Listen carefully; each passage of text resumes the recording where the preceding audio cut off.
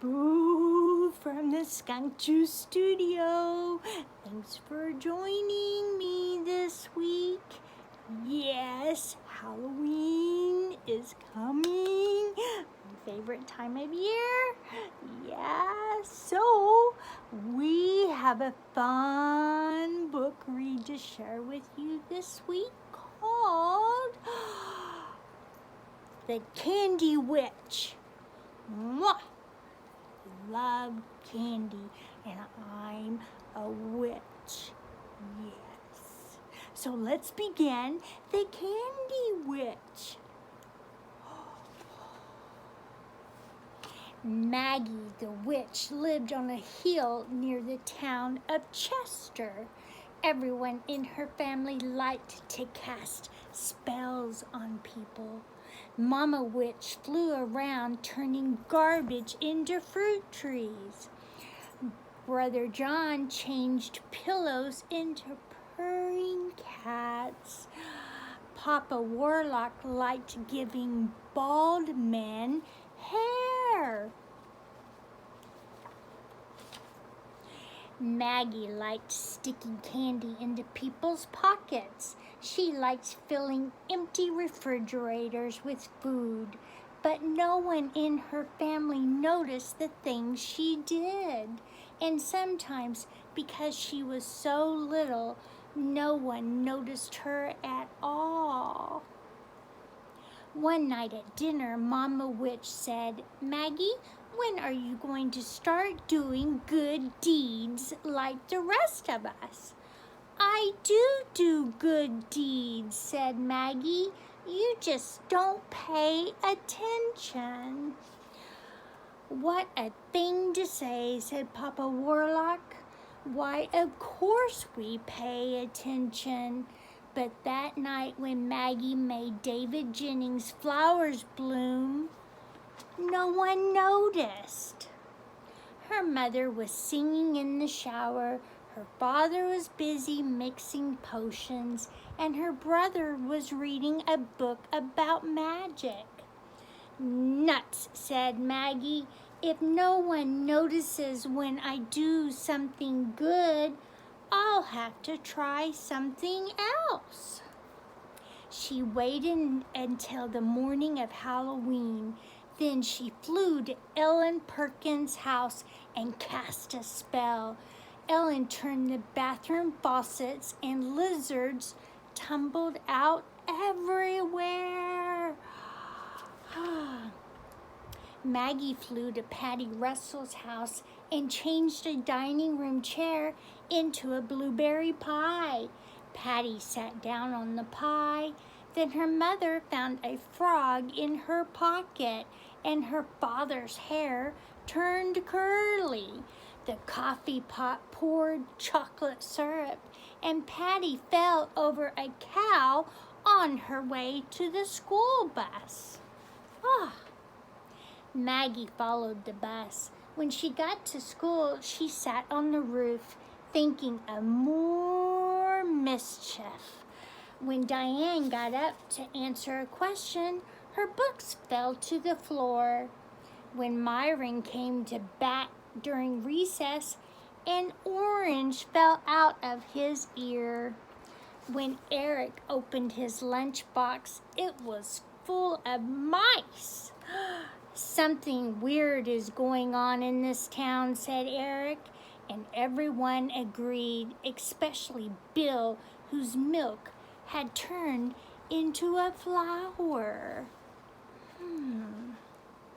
Maggie went home. Her father was busy mixing a potion, her mother was singing in the garden, and her brother was reading a book about outer space. "Oh, rats," said Maggie. "Nothing's changed." Then she had an idea for that night. As it began to get dark, the children gathered in groups to go trick-or-treating.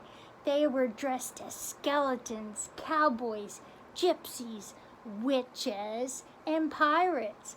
And as they went from house to house, the candy in their trick-or-treat bags grew heavier and heavier. By the time the children got home, their bags were almost too heavy to carry. Sharon Ripley was lugging hers up the stairs when it disappeared. Her brother Philip was putting his under his bed when it disappeared. Patty Russell was showing her candy to her mother when suddenly it was gone. David Jennings had just spilled his all over the floor. As he went to pick it up, it turned into air. The next morning at school, everyone was talking about the missing trick-or-treat bags. Not a single child in town still had one. Ellen Perkins was angry. David Jennings and some of his friends were crying. On the roof of the principal's house next door, Maggie sat with all the candy, 173 trick-or-treat bags. But then she noticed David Jennings crying in the schoolyard, and Diane Hollander and Sammy Bow all crying. Maggie began to cry too. Her sobs grew louder and louder. Suddenly, Mama Witch, Papa Warlock, and Brother John appeared. "What's the matter?" asked Mama Witch. "Oh, Mama," said Maggie, "I wanted to make you notice me, and instead I've made the children unhappy." Papa Warlock took her into his arms, and Maggie told the story of her day's mischief and the missing trick-or-treat bags. When she was through, Papa Warlock, Mama Witch, and Brother John kissed and hugged her and said they were sorry. "And we'll try to do better in the future," said Papa Warlock. "But what can we do for the children?" asked Brother John. Maggie smiled. "I know," she said. As the children got ready to leave school that afternoon, there was a lot of noise in the yard. A large sign was stuck on the lawn. The sign said, "Come to the Candy Festival right now, Town Square, Maggie the Witch." "Now we know who stole our trick-or-treat bag," said Ellen Perkins. The children all raced off to the town square. The fountains were sprouting lemonade.